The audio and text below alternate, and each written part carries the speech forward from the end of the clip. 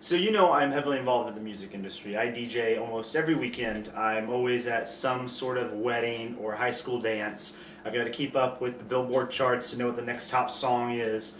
I am downloading music all the time, and I like to go to concerts. I mean, you've even been to one of my favorite bands of all time, LMFAO, which we watched in class, which was fantastic on that day.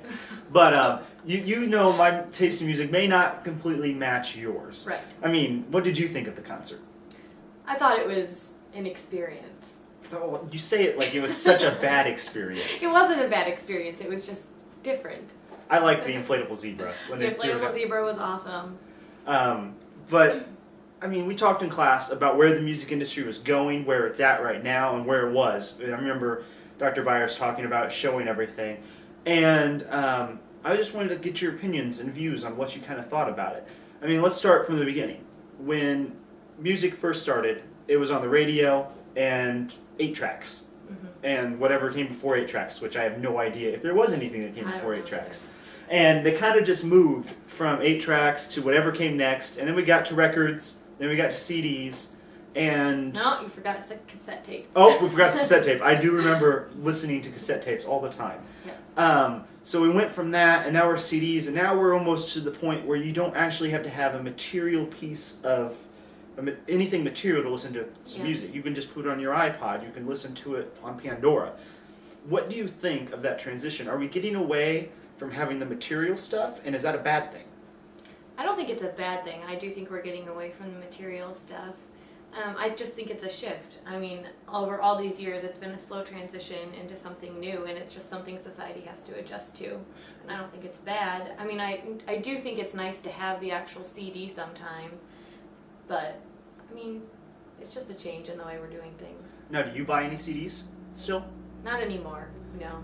Now, when did you stop? Would you have just a rough estimate? A few years ago, or is it you have never bought a CD? Goodness, I can't remember the last time I bought a CD, but I know I've been given CDs in the last few years, so I mean, I'm still getting some. How do you get your music? Usually I download it. Okay, now is that legally or illegally there, Mary Beth? It's often illegal. Okay, now what do you think about I don't know that? if I should be admitting this. Now, what do you think about it? Should downloading music be illegal? I mean, I think it is wrong in a sense that the people worked hard to create the music and so that they should get paid for what they're creating, but at the same time, I'm a poor college student, so... Now, there were times where our parents would put cassette tapes in and record when they're on the radio. Yeah, that's true. I mean, now, was that illegal? Did they get fines and arrested for recording what was on the radio? Not that I know of. I mean, I don't see the whole, the legality part of the downloading music. I understand that the music artists want to make money, but I think it's not so much illegal. It's kind of the fact that they want their money. And, like, if I want a song, I can go and ask you if you have the CD, and you can give me the CD, and I can burn it on my computer. Now, that isn't illegal. Right. But if you do it from somebody you happen to not know, suddenly it's illegal. That's true. It's a good point. I mean, but I also see their side. Well, if you want to listen to my song, you've got to buy it from me because I'm the one that produced it, and I get the royalties from it. So they want their money. Right. So I see their side, but I don't think it's very good. Yeah. I have to agree with you. I mean, I understand, if I'm working at something and I work really hard at it, of course I want to get paid for the job that I'm doing. But at the same time, how much do they really need for the music that they're creating? Yeah, do you use it as just a one-time fee and then, oh, my music's gone? Or is it, do you have to continue to pay every single time you play? Right. Where is the limit? And then, I mean, from there, do you see that do you think that they make more money just by just the CDs or their songs, or do they make more money like in concerts? I mean, I don't know the statistics on that type of thing, but I feel like they would make more money off the concerts. And I feel like it makes more sense that they would make money off the concerts because they're there, they're performing. I don't mind paying to go see a concert because I know it's their time.